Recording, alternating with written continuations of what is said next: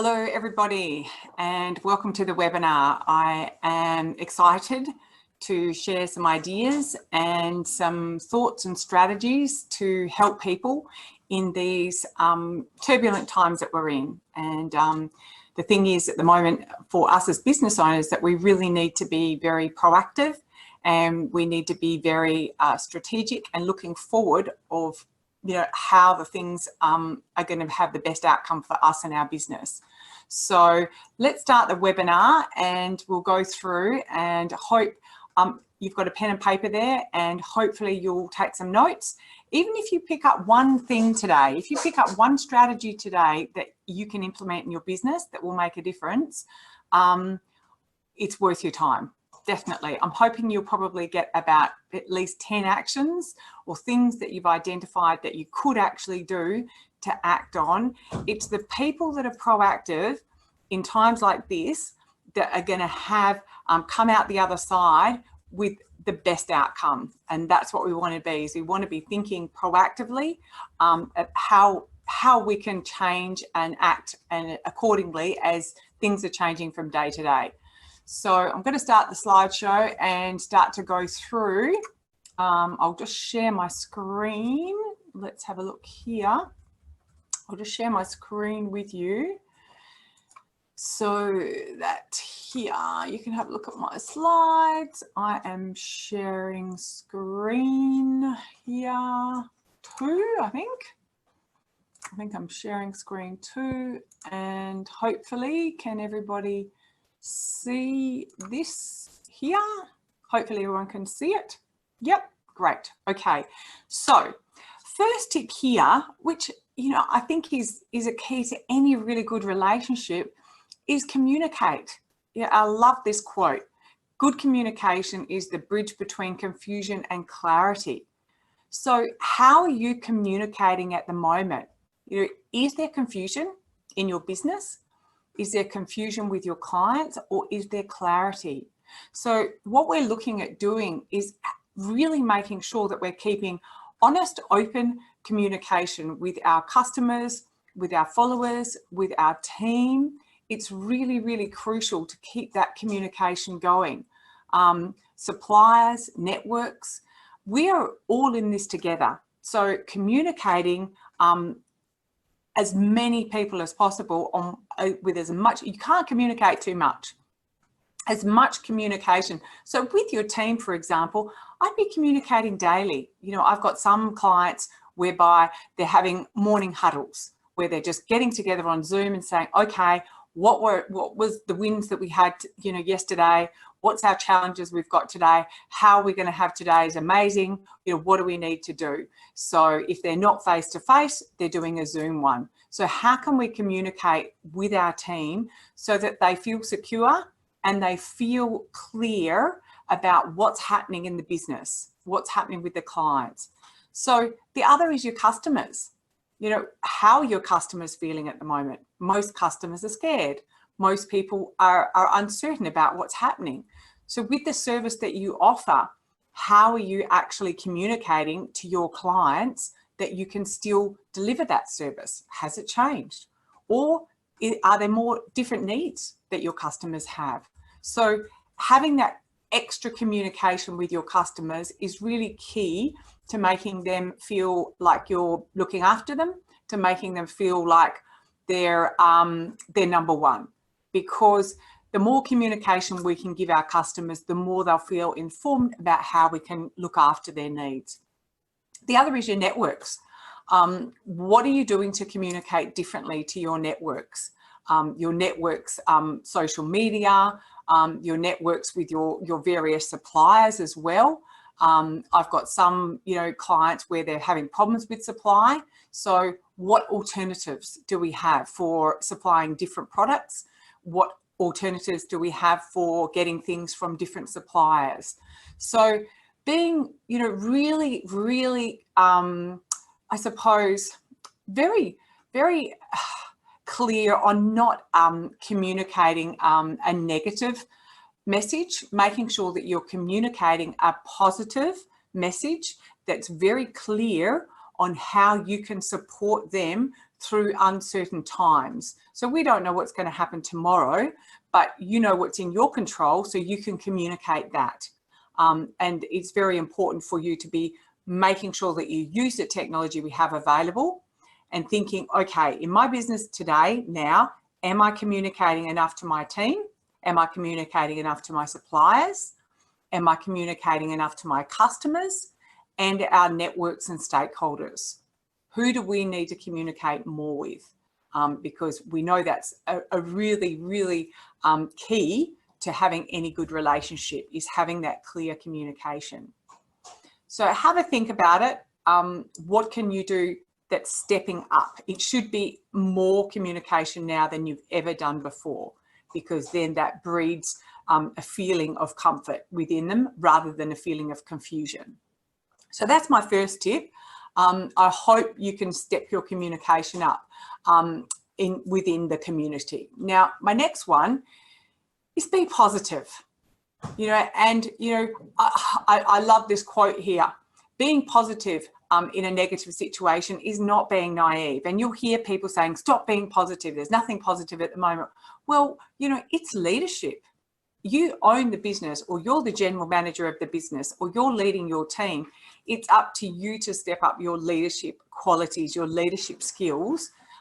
It's for you. It's up to you to be the leader of your organisation. Renee's just doing something fancy here.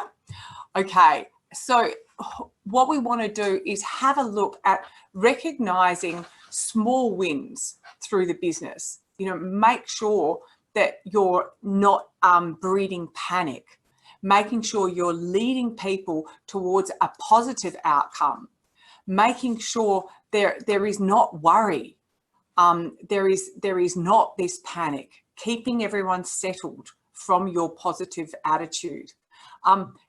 Look for small wins every day. Look for what is happening that's positive today. When we talk about, we can only live one moment at a time. So let's look at what's positive in the moment now. There's lots of people joking around, how can I sell toilet paper? Well, looking at it by saying, what can I sell that's going crazy at the moment, or what can I support that is booming at the moment?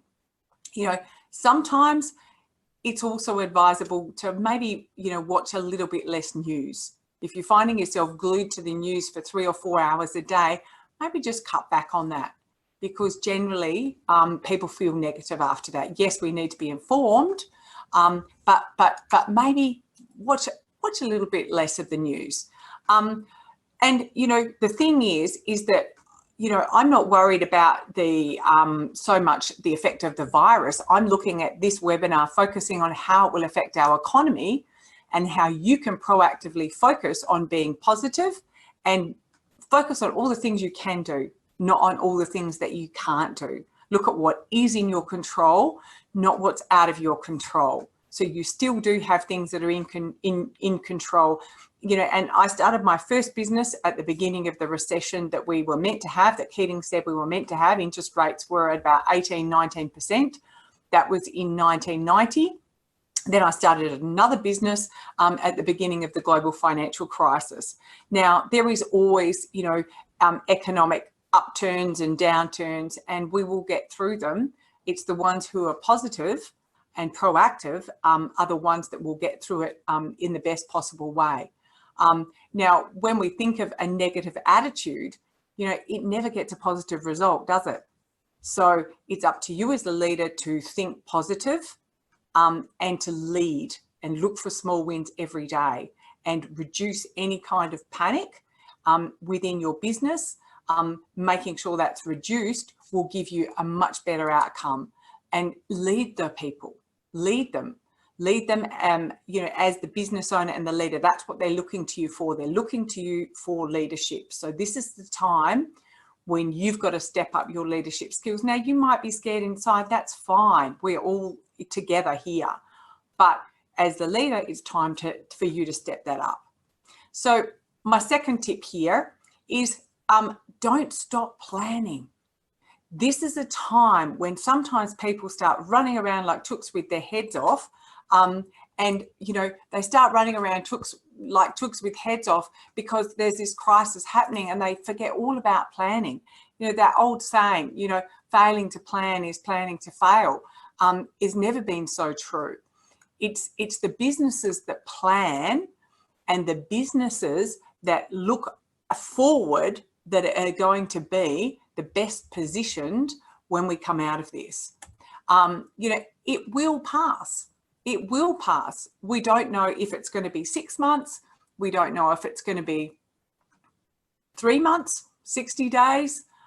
We have no idea, but it will pass. So let's look at saying, okay, how is my business placed from now to the next end of this financial year?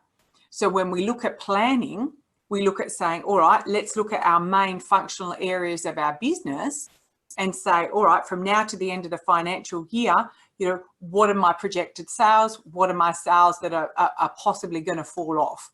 You know, what about my marketing? Where is my marketing placed? How about my operations? How about my team? How about my finances? Look at each functional area of the business and plan what it looks like out for the next end of financial year. So look out 3 months. Then we want to be looking at 6 months and end of the next financial year, and then look at contingency plans of saying, okay, all right, you know, what is going to be the actual impact in my industry and my business? If your industry or your business is going to be one of the ones that have massive impact, well, you need to pivot fast. There's some industries that have been totally wiped out. So you need to pivot really quickly and say, okay, what can we do? How can we adjust quickly? What our whole business model might need to change. If that's the case, you've got to do some really serious planning very quickly. You know, what have you got in reserve to support for your business to be able to pivot quickly or changed? There is always economic cycles, and this one will pass too.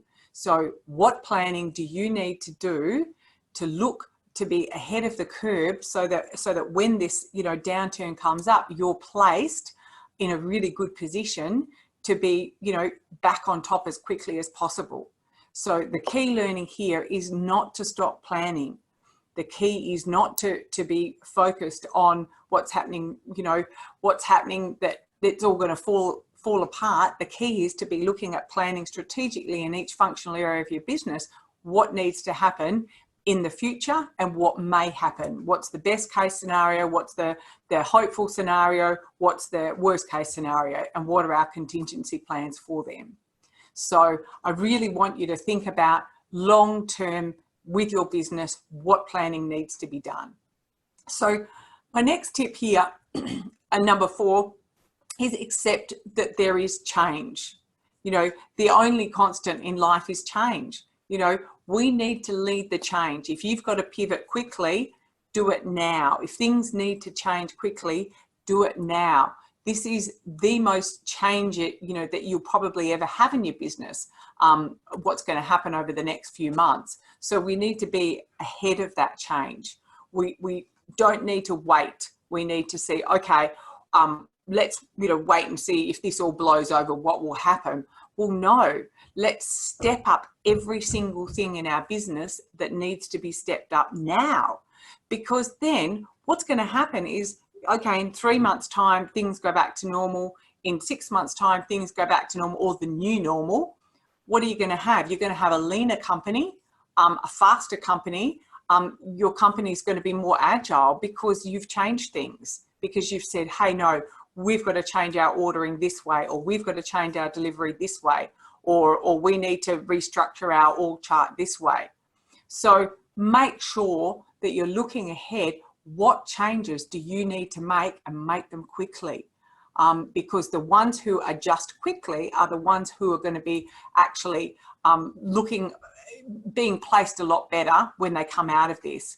So lead the change, because it's your business that is going to be better placed. So looking at saying, you know, with the formula for change, we've got dissatisfaction as the D. You know, what is it that you're really dissatisfied about now in your business and your industry that needs to change? And what's the vision the times the V that you need to actually be acting on to get closer to that vision. And what are the first steps that you need to happen that are greater? They've all got to be greater than the resistance that's holding you. So this may be in the products. You might need to offer more products. It might be in your services. You might need to offer more services. It could be in your pricing. Your pricing might need to be adjusted, or delivering your service. It could be that you might need to deliver it in a totally different way. Also, staffing. There might be some staffing changes that you might need to do, or even the whole business might need to change. As I said before, you might need to do a 360 and your whole model might need to change. I know there's whole industries here that have been absolutely just flattened right now. Well, what resources have you got that you can adjust very quickly to this change? So be ready for change. Be ready for change. You know, sometimes people say, you know, that old saying, you know, if it's not broken, don't break it. Well, when we've got to move quickly, sometimes things need to be broken. You know, there may be something that you might need to say, no, we're going to break this and change it and move on quickly. Otherwise, we're going to be left behind. So next one here is number 5 is cut back. You know, what can you actually cut back in your business? Now, 80% of business owners, or probably even 90% of business owners that I speak to, don't have a budget. A current budget. I know it's hard to understand, but they don't have a current budget. A lot of them also don't have cash flow projection. So if my number 5 tip is saying cut back, well, that actually means that you need to create a budget and a cash flow for the future. Now, there's a difference between cash flow and there's a difference between a budget. So a budget's generally based on invoices and expenses, and a cash flow is based on the cash that's coming in and out of your business. So looking at both simultaneously is really, really key to cutting back, because it's time to go through and say, well, where can we stop spending? You know, can we negotiate with suppliers? You know, can we slow things down or postpone anything? You know, if cash is king, you know, what things can we stop spending on that are not necessary? You know, when we look at trimming the excess, hopefully you can trim excess. My goal is to trim excess before people. That is really key. Stop spending things that are not necessary. Where are unnecessary outlays? Renegotiate now. I've got people that are renegotiating leases where they've been hardest hit, and it's working because they don't want to lose the tenant long term. So go through every single thing on your budget and have a look, go through every single thing in your cash flow and see where can I actually cut back on? Where can you slow down or even postpone things or put things possibly on hold maybe? It's really important to be very clear on where are my income and expenses going to be in 60 days time? Where are my income expenses going to be in a month? Where are they going to be in 3 months time? Where's the cash going to be? When is it due? And if you don't have, you know, I've spoken to at least half a dozen businesses over the last couple of days, and they've said, you know, we're so pleased that you've been, you know, hounding us over the years to have a buffer. Most of them have got a really good buffer. They've said, we can, you know, we can ride this till Christmas, no worries. Well, okay, what infrastructure do we need to change? What do we need to change to have us, you know, better off when we come out of that? So having a look where you can trim any kind of excess is important. Another thing to think about when we're looking at, you know, cutting back, you know, some businesses are actually doing really well at this time. Some businesses are doing very, very well. I've got some clients looking at saying, okay, you know, who are the businesses that are doing well that we need to be talking to? So that, you know, that's another thing to think about. So number 6, extend credit. You know, we're looking here at saying, okay, if we do not have a huge buffer, and we may need a huge buffer, you know, is there any kind of possible credit facility? At the moment, the banks are still lending money. The banks are still refinancing. I just had a client that had an interest rate lowered and got a refinancing. Interest rates are at an all-time low.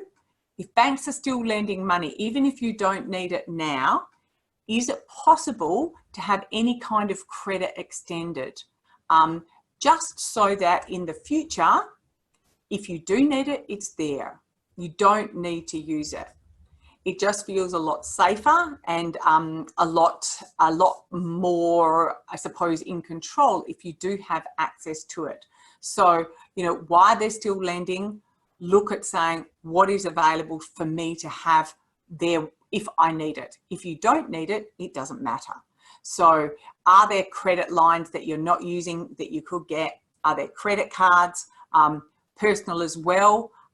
Also, you know, refinancing and looking at getting what kind of really low interest rates are available for you to get at the moment. And if you don't use it, it doesn't matter. It's just having that security that if you do need it, it's there. So reviewing, the point here is review all your financial liability and have a look what capacity do you have to have more finance available to you at short notice if you need it. So that's my sixth tip is get extra credit if you can, get it available to you. Number 7, and this is a really hard conversation. You know, this is really looking at saying you can't save everybody. There are people who will have to be laid off, unfortunately, in some companies. That's just a fact of life. So wherever possible, trim excess. Just don't trim people if you don't have to.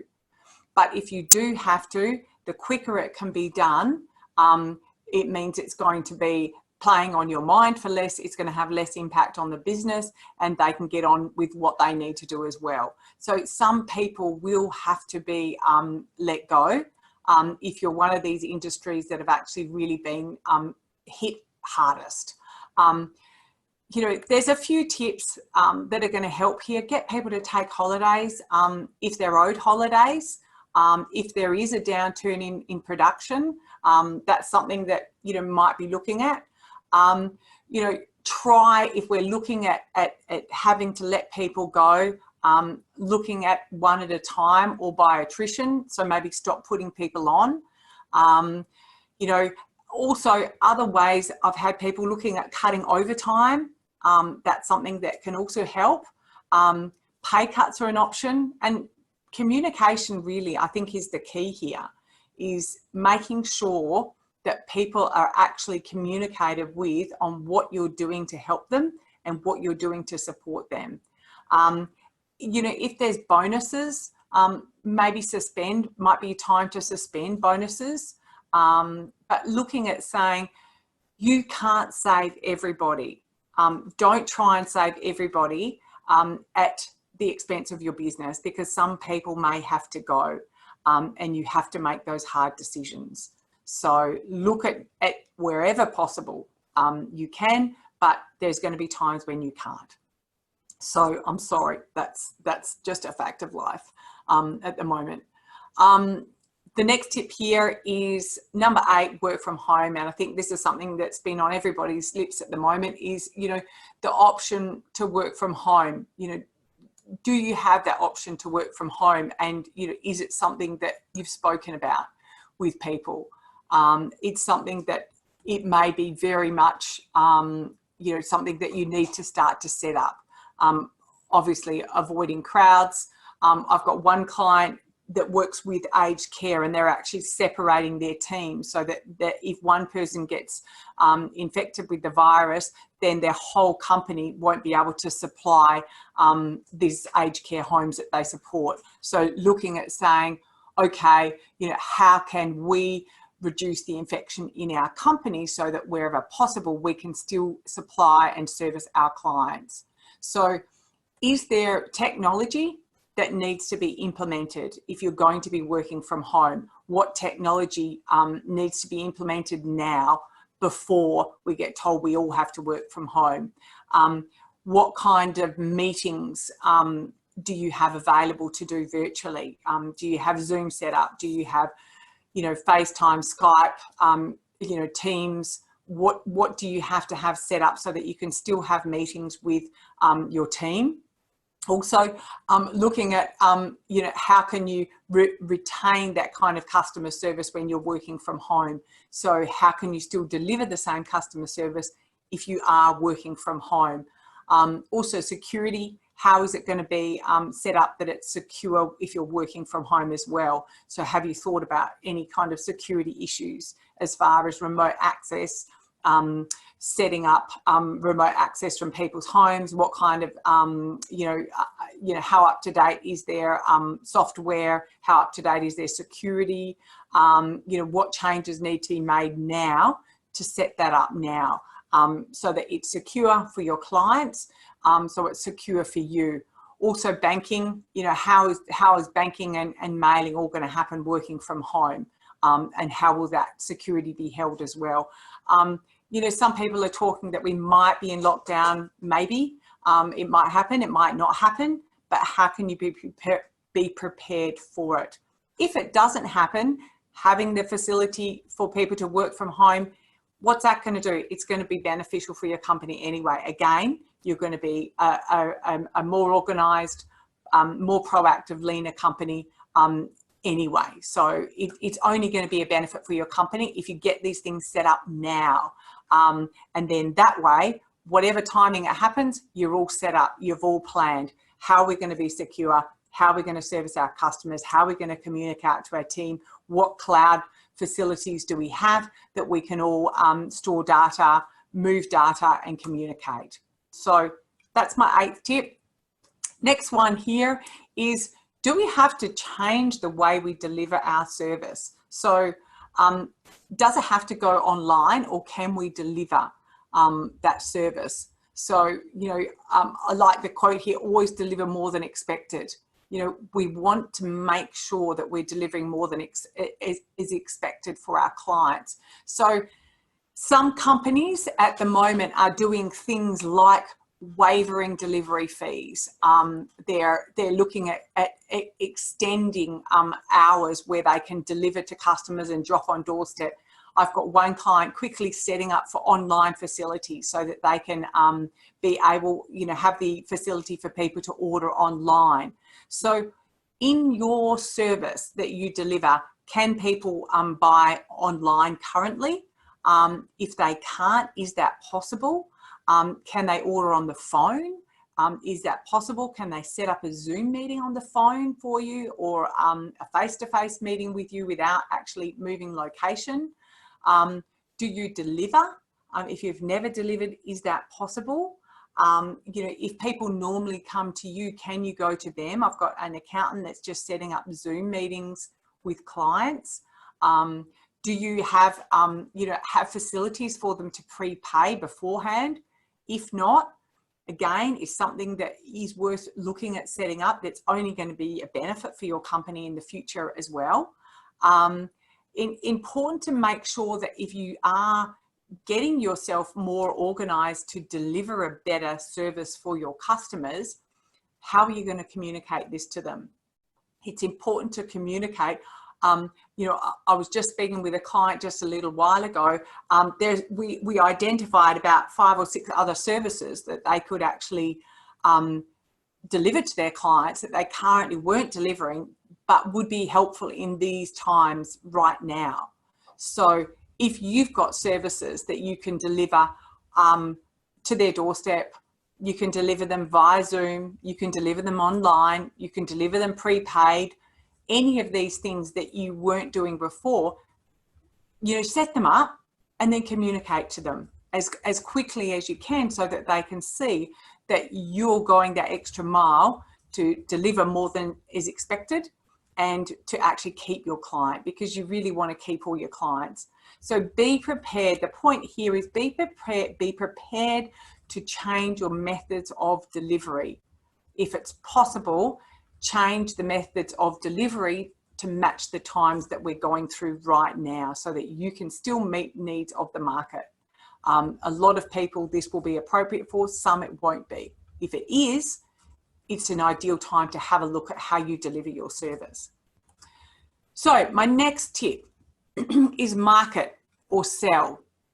Now, you know, I love this quote. It's a very, very funny one. For a business not to advertise is like winking at a girl in the dark.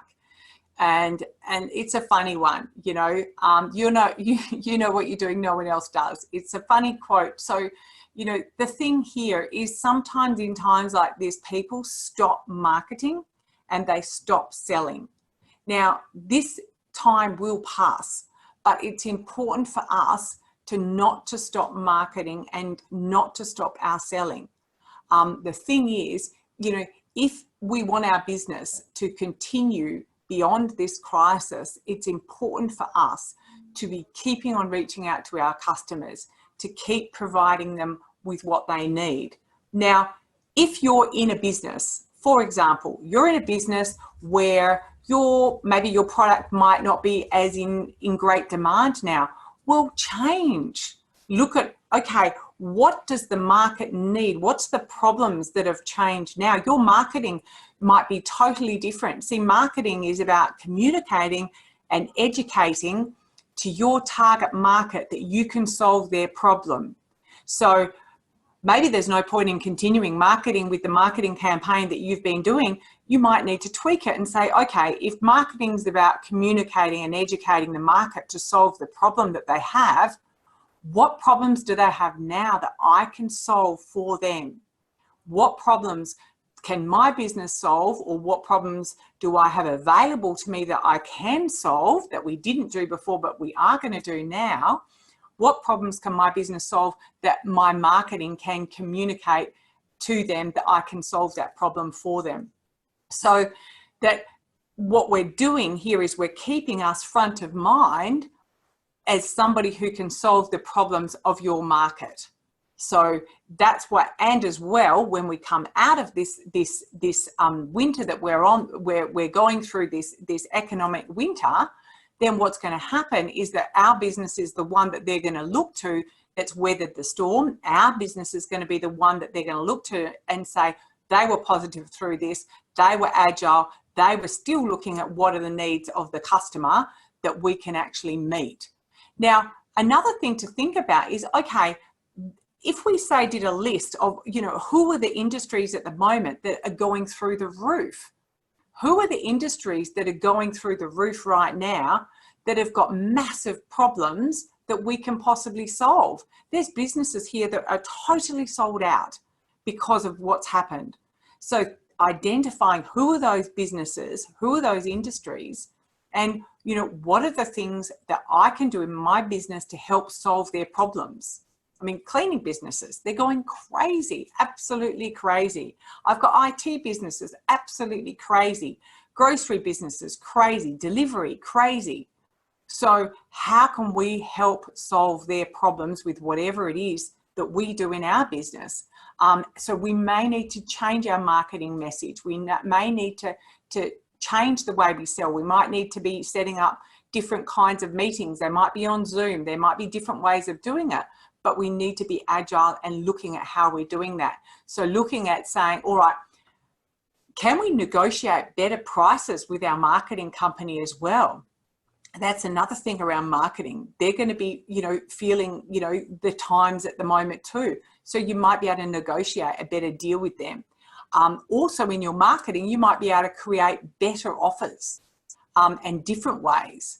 For some of you that understand the 5 ways, you know, if you don't know the 5 ways, Google Brad Sugars and the 5 ways, but the 5 ways is looking at the different areas you can impact in your business. So we're looking at, you know, your number of leads, looking at your, you know, your conversion rate, looking at your average dollar sale, number of transactions, your gross profit, tracking these to see where are they changing. You know, being really at the forefront of changes, because in these markets at the moment, it's very volatile and it's changing constantly. We need to be on top of our numbers to see where are the changes and focusing on what strategies are you working on in those areas where the changes are happening. So that you're constantly aware. It's like you're on the pulse of your business. So you're on your pulse of your business, you're aware of what's happening, how the market's changing, the needs of your clients, and you're adjusting constantly to it. You might be needing, if we did keyword searches now on what people are searching, they're going to be probably different from in a week's time. They're totally different from what they were last week and totally different from the week before. So if you're not adjusting them and your marketing accordingly, you're not keeping up, you're not at the forefront. Another thing here is some people are saying, we'll get cash up front in these times. We look at getting cash up front and doing different deals for people. So really crucial not to stop marketing, not to stop selling, just change it, just adjust according to what the needs are of the market out there right now. And you might need to be talking a totally different message of a problem that you're solving because we're in different times than we were a month ago. So my next point here is look after your customers. Really, really key is focus on the customers that you have. Every contact we have with a customer influences whether or not they'll come back. So the thing is, this is the time when we really need to focus on the best customer service possible because we really want them to stay with us. If they trust us, customers do business with people they know, like, and trust. And it's important in times like this that they really need to trust us. So looking after our customers and our customer service needs to be top level. So if you haven't identified what are your flaws in your customer service, now's the time to identify them. Now is the time to step up. So how can you support your customers more through these times? Is it possible for them to be, having bulk buys? Are there any special deals that you can do? Do you have any win-win situations that you can set up with them? How can you support them as best possible way? Because they're going to be going through tough times as well. So existing customers are always the best customers because it's so much easier to keep a customer coming back than to get a new customer. So on top of continuing our marketing message with how we can solve other people's problems, because businesses are going to be going under. And, when we look at, somebody like,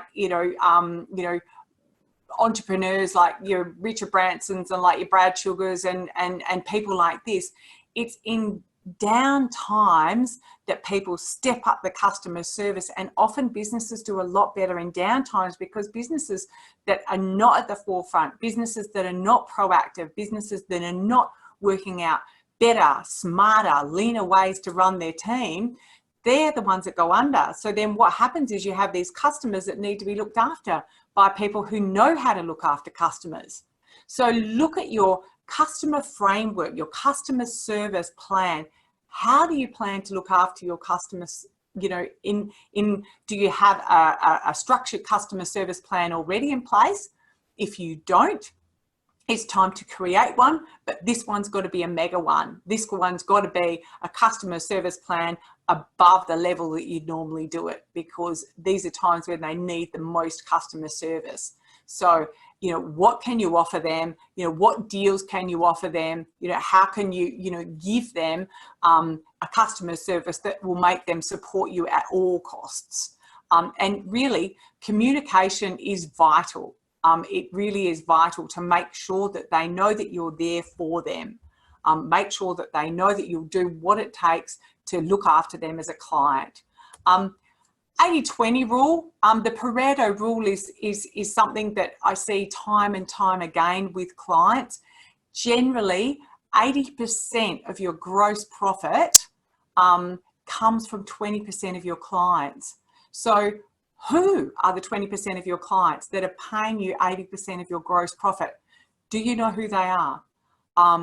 If you don't, sit down, shut the door, make a list. Who are those 20% of your clients that are giving you 80% of your revenue? Because at the moment, they're the biggest risk. of potentially losing them if you don't give them that top customer service.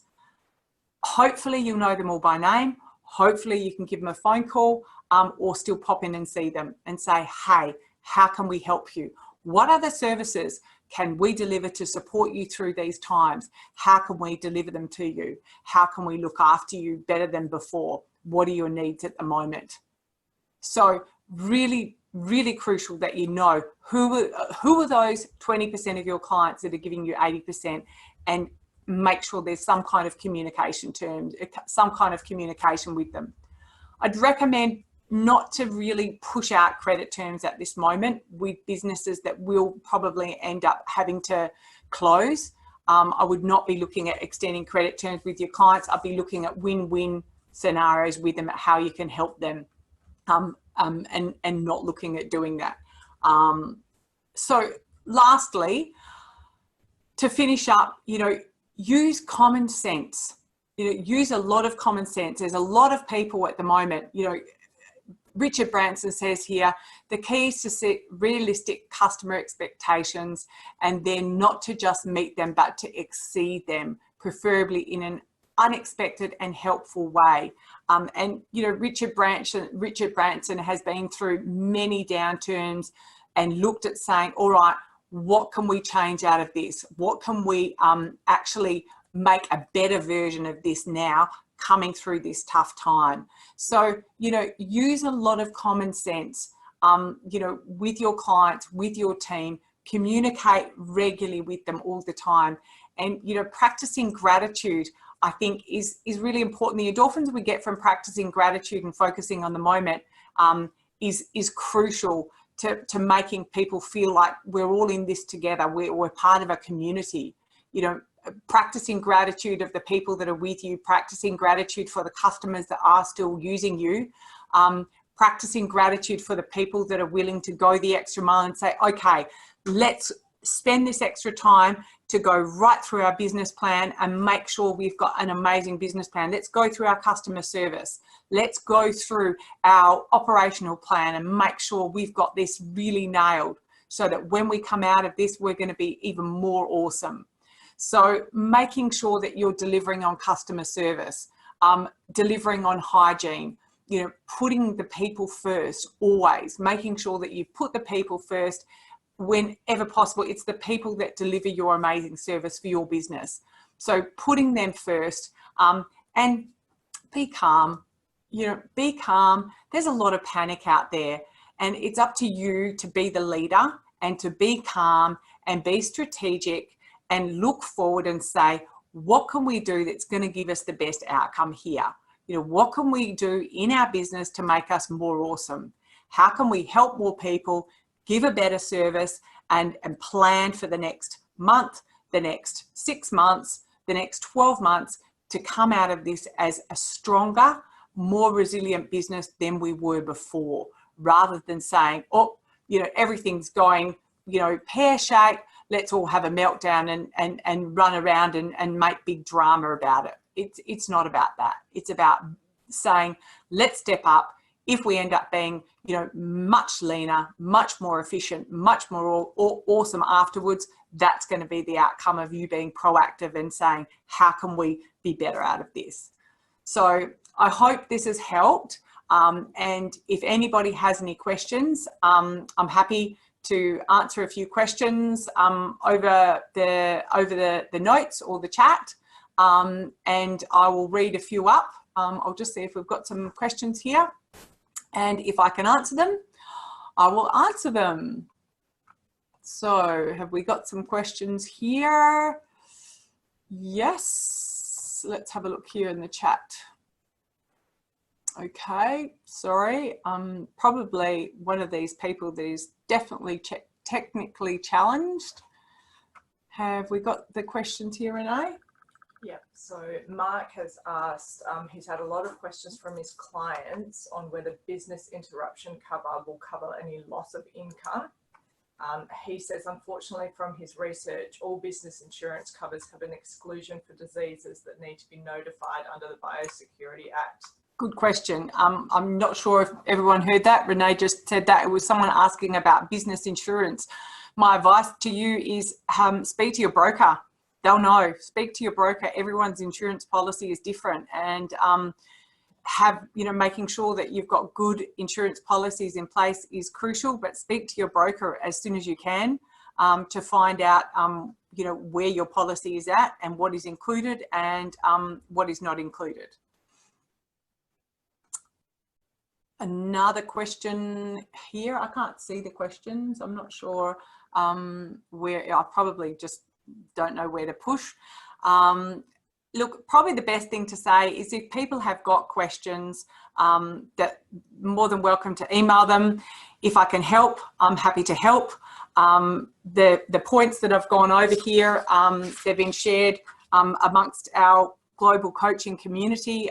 Brad Sugars has shared them with us. We've all shared them amongst the community. The keys that we identified that were crucial were to communicate with everybody, to be very positive and to step up your leadership. Now's the time. If you don't have leadership skills, to find them and step them up.